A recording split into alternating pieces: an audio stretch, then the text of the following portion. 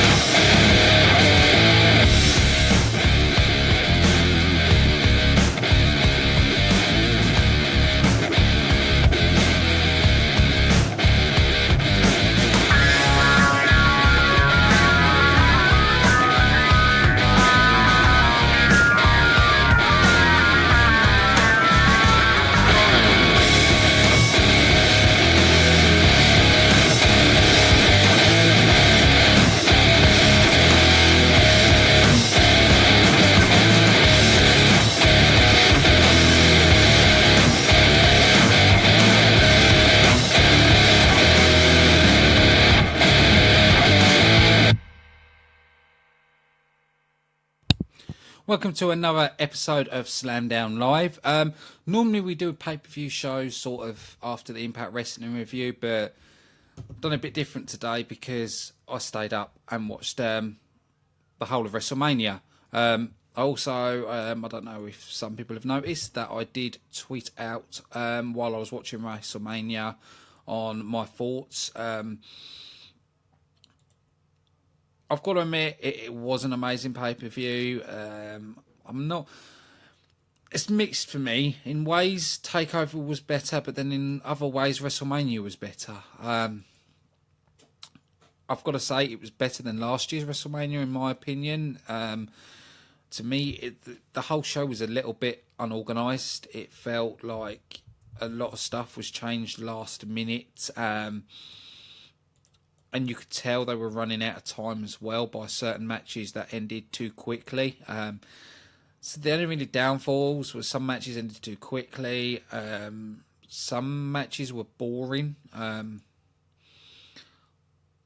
ones that you expected to be amazing matchups weren't, but the ones that we expected to be the boring matches, the rubbish matches, were the good matches. It's totally blown me with how it was done. I said my favourite match was going to be Randy Orton and Bray Wyatt. I thought they were both going to bring their A game. I thought it would be absolutely amazing, but it wasn't. It fell flat. I don't know if they went too stupid with putting the graphics on the ring, and I don't know. The match itself, it didn't feel like a wrestling match. There wasn't very much back and forth between them. It was lacking. It was really lacking. And I know it should have been the main event of WrestleMania due to the fact that, he won the Royal Rumble. I can understand them making the Undertaker match as the main event. I would understand that, but to put the Universal title above the WWE title, I couldn't get my head around that, because end of the day, it's meant to be, like I said, you win the Royal Rumble, you get the main event. So it should have been Goldberg and Brock, then Bray Wyatt, Orton, and then gone into the Undertaker Roman Reigns match. Another thing that really confused me is why the women's match got pushed so high up the card. Now, I know there was a big outcry by fans for it to be in the main show, which I totally agree with, but I don't think it should have been that high up. I think they could have used it as the kickoff to WrestleMania, or even as the second match to WrestleMania. I think it would have been better as a kickoff, and then after that had Shane McMahon take on AJ Styles. But saying that, AJ Styles and Shane McMahon kicking off WrestleMania, that was amazing as well. It was.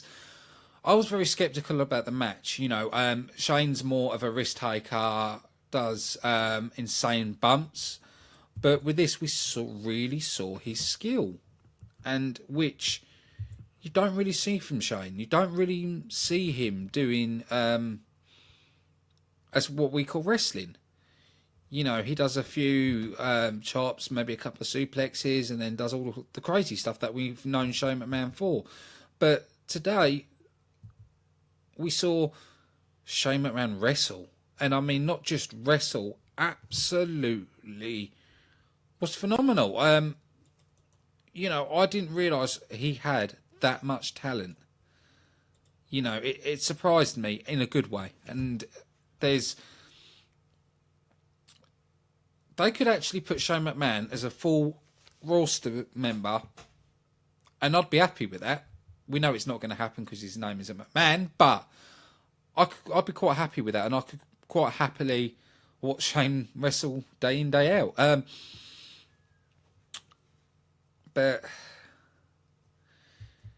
see, it's the stuff we expected to be fantastic, and then wasn't, and the stuff we said was going to be rubbish was good. It was total curveball, and I like the surprises in WrestleMania. I am going to be getting to the review in a minute. I'm just letting the audience build a little bit, so I'm just sort of giving a little bit about it while the audience builds, and then we'll go straight into the full review. But yeah, it was definitely better than last year. A lot of matches were good. There was quite a few title changes. The pre-show I was a bit disappointed with. I know they had to drop one match of the card with moving the women's match up. I just don't think the Intercontinental title on the pre-show was probably the best move, because that title has always been about prestige and everything else. So to move it down to that, I don't think was the best decision. But then again, what other match do you put on the pre-show? Yeah, it's really hard to pick from. See, they had to have something from SmackDown, because if you think about it, you know, you had the Raw Cruiserweights, and then the Battle Royal was both brands, so it had to be something from SmackDown that had to go on there. So, see, I would say they could have put a tag team match there, but then again, WrestleMania was a packed card.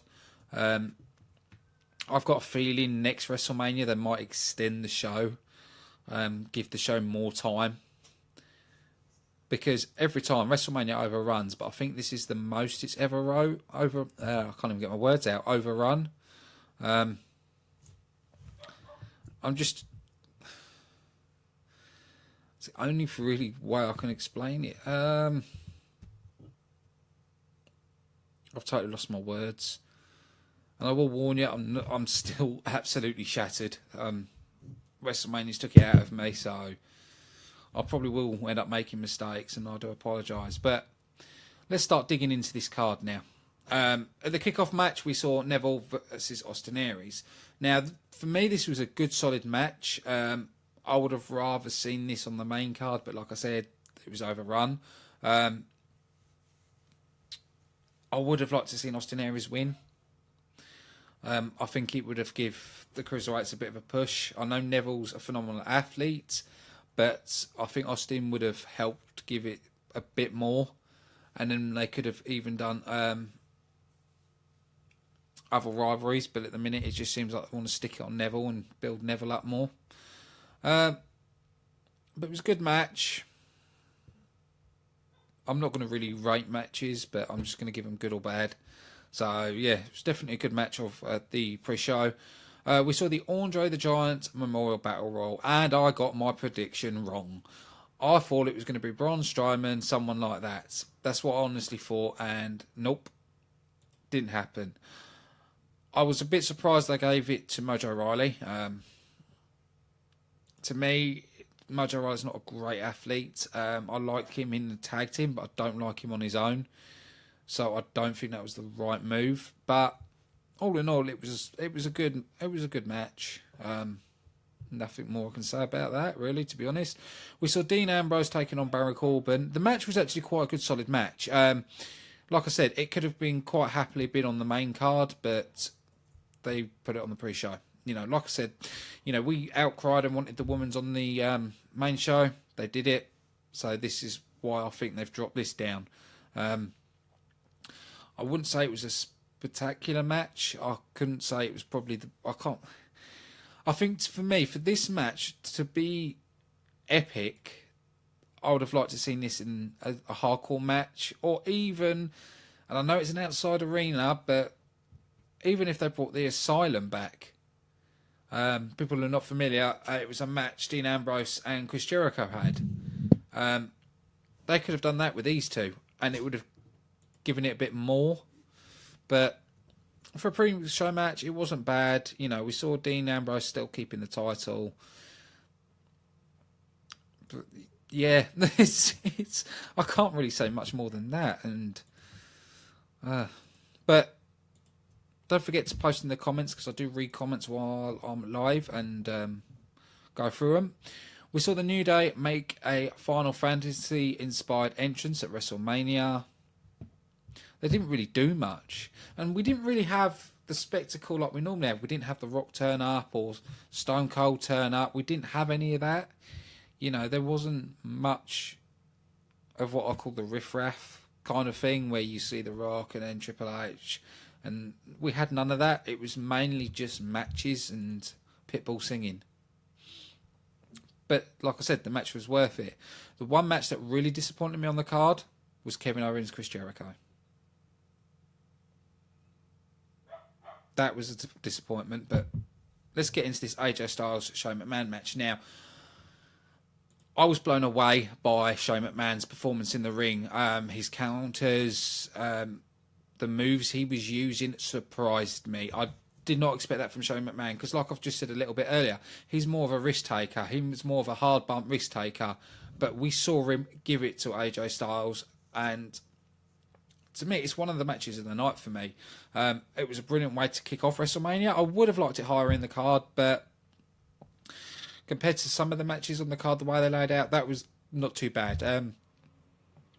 I think we're going to probably see AJ go after Randy Orton now.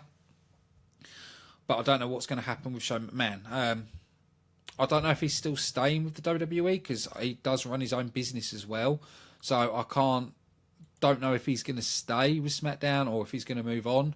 We don't know. But no, good, solid match, and I enjoyed it. After that, we had Kevin Owens taking on Y2J Chris Jericho. Now,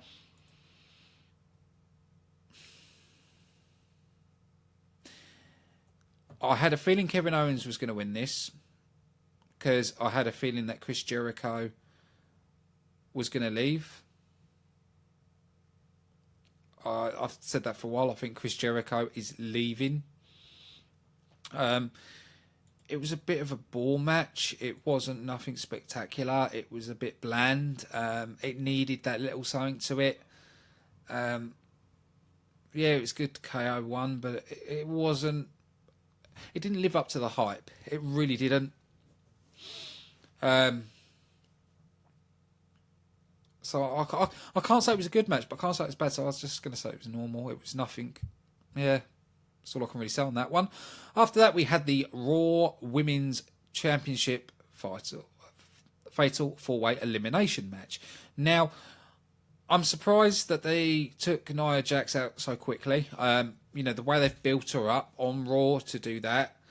This is another thing. A lot of the Raw matches was stupid booking. It was like, hang on, you've built Nia Jax up, and then you're gonna suddenly drop her out that quick. Right, okay. But overall, it was a good match. My only problem is Bayley, and it's not because it's Bayley. She's got the charisma. Her mic skills, they're good. They're not bad, but they're good. But her wrestling ability's not great. I think she needs a killer finisher. You know, the elbow drop and belly to belly. We've seen people use that as normal moves all the way from the 80s. It's nothing special about it. So I think they need to look at giving her a bit of a better finisher. After that, we had the Raw Tag Team Championship match. Wow. All aimed to be a triple threat. I did find out an hour before WrestleMania started that the Hardys were backstage because someone leaked it on a wrestling group, so we knew they were there. I've called this before. I've said the Hardys were all going to be at WrestleMania. I've said it all along, and you know, I'm actually at the moment wearing the Hardy Boys t-shirt. I know people are going to moan at me. It's not the WWE one. I know it's the TNA one, but it still says the Hardys, and it's still got Jeff and Matt. So can't go wrong with that. Yeah, it was a good surprise, but the thing that worried me is the after it, the way Matt was speaking. It's like, oh, hang on, he's not sounding broken, even though we did see the do the delete, but. As soon as Jeff started doing and Matt started doing the delete, the camera panned and then showed the replays. So it's sort of like the WWE wanted to pull away from that. So I don't reckon they're going to be broken. I think they need to keep Matt broken because, you know, Matt without the gimmick, he's a bit bland as a person. He needs that little oomph, and I think it'd probably be one of the worst decisions to take the broken away from Matt. But it was a good match. We saw the Jeff Hardy doing the Swanton Bomb off top of a ladder through two people on the ladders at the bottom. It gave that proper Hardy vibe to the match. And then you saw the Hardys go up and get the titles. I actually thought it was a really good match. I can't fault it. You know, this is one of the matches that I was going to think was going to be a bit of a bore because. With them three, we've seen it all the way through Raw. It's just been meh. But the twist with the Hardy Boys made it better. They could have quite happily ended WrestleMania there, and I would have gone to bed happy. But no, I really, really enjoyed that match, and I'll tell everyone to go and watch it back. It was good. After that, we had the mixed tag team match with John Cena and Nikki Bella taking on The Miz and Maurice. One thing that annoyed me about this, The Miz was over. Big time over. The crowd were cheering for The Miz big time. But then the way it finished, it was a bit like, oh, God, here we go. John Cena's getting the victory. And it does feel like John Cena's got power in the WWE. I would have rather seen The Miz and Maurice go over and give them a bit of a push. I do think John Cena should start pulling away from the WWE now and start doing all his other projects. I'm just not really a big fan of Cena, if I'm honest. I liked it when he was Thug Life, but then when he went to this sort of character, it's a turn off for me. But you can even after the match, you can hear the disappointments in the fans where they were disappointed that The Miz didn't get over. But after the match, we saw John Cena propose. Now, I don't understand why they would want to do that at WrestleMania. I know it's meant to be romantic and everything, and it just, from the way it's done, it makes me believe more that, are they really a couple? Is this just for the show? Is this for them to make money? It really gave me that feel to it. So I don't know, it's just, next thing you know, they're going to get married on the WWE. It's just nonsense, to be honest, in my opinion. But the mixed tag team match, to me, was a letdown. The Miz was brilliant. John Cena was average, and it was just putting John Cena and Nikki Bella over in this match what ruined it.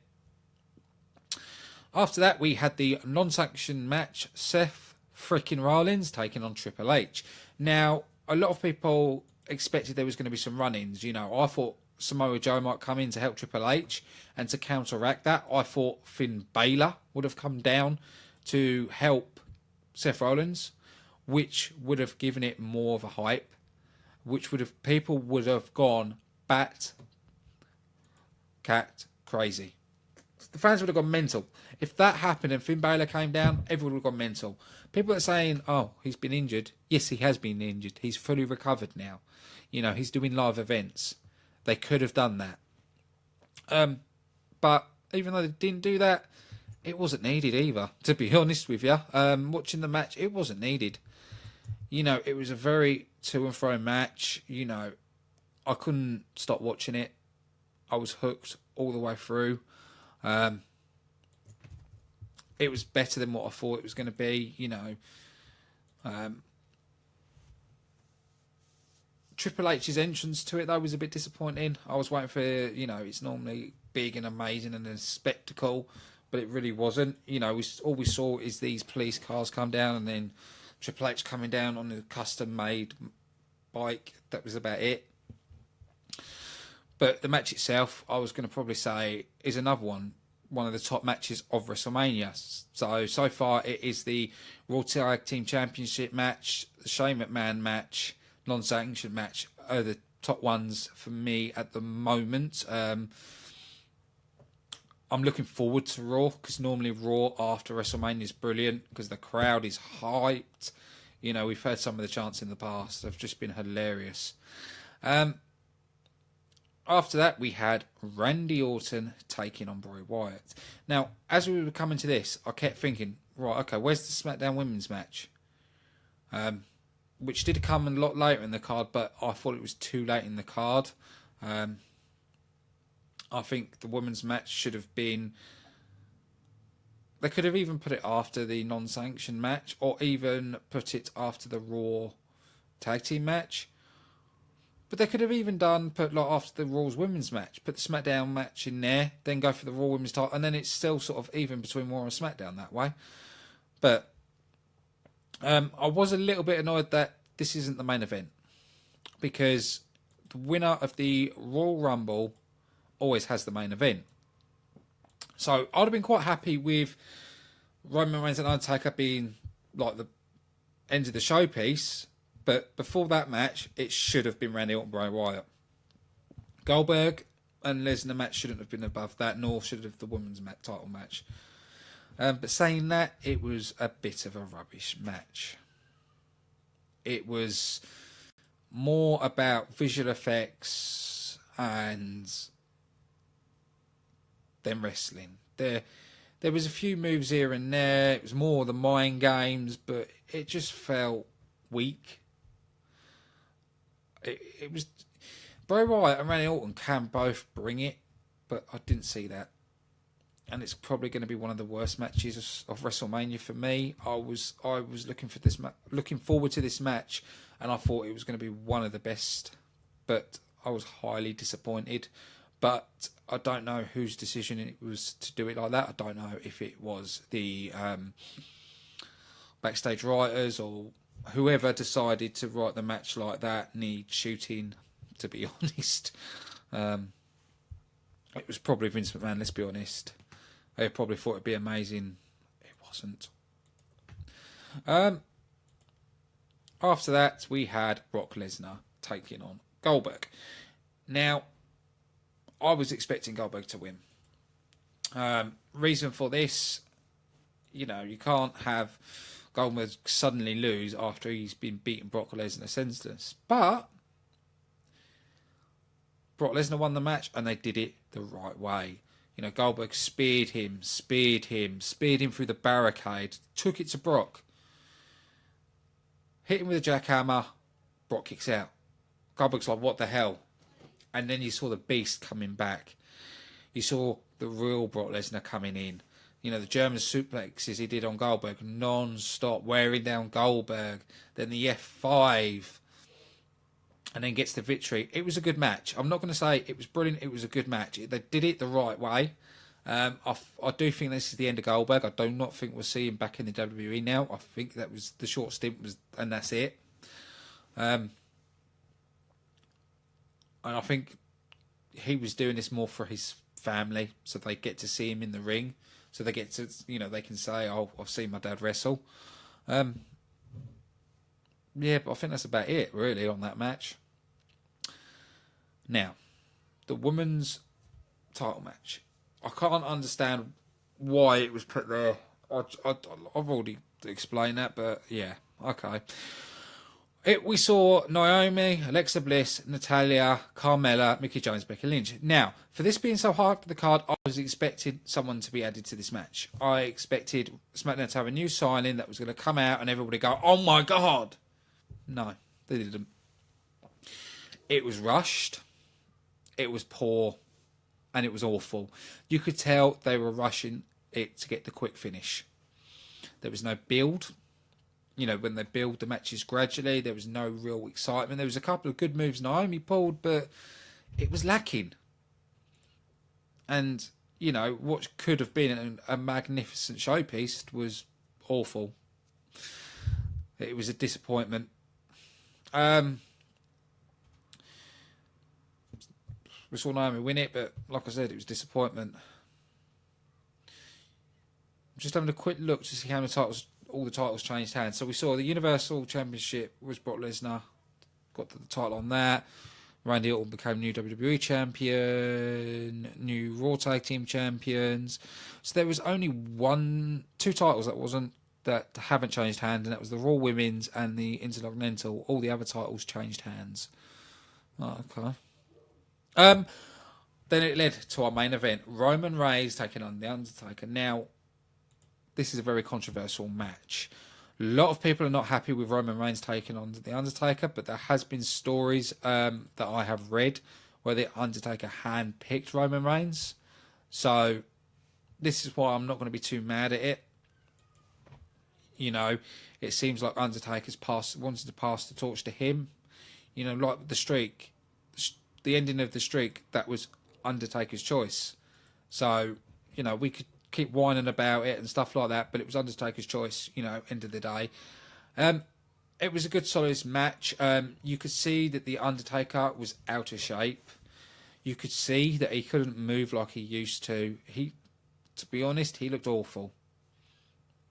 It's sad to say, but he didn't look right. And I'm happy this is his last match. I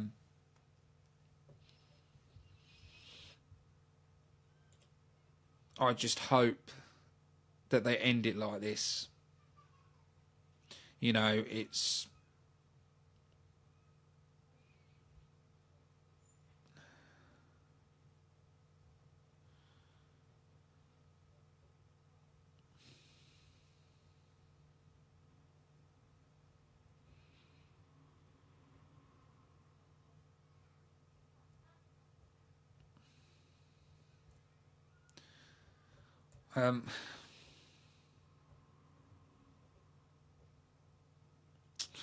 just trying to think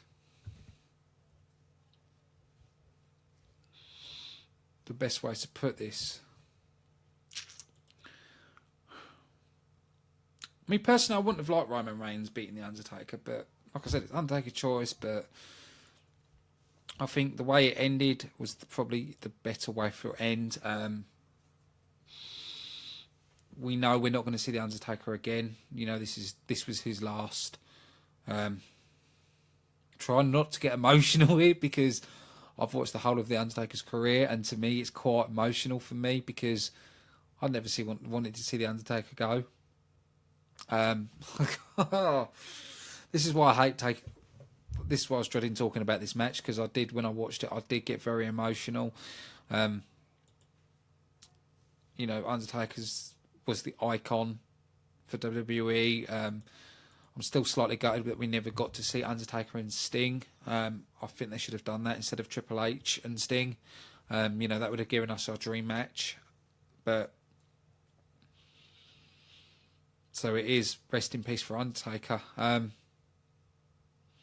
But we did see pictures online with him on crutches and everything else, so we knew this was coming. But it still hurts. It still hurts. But WrestleMania, definitely better than last year. Was it better than TakeOver? Nah, about the same for me. About the same. Some people are going to disagree, but for me, it was about the same. But yeah, we will be back on air on 9 p.m. GMT, where we'll have Charles doing the Impact Wrestling review. And then we'll be on again tomorrow with the Raw review. And we all know Raw after WrestleMania is electric. So, this has been your host, Ashley Friend, and this has been Slam Down Live with a WrestleMania 33 review, and I'll see you again later today.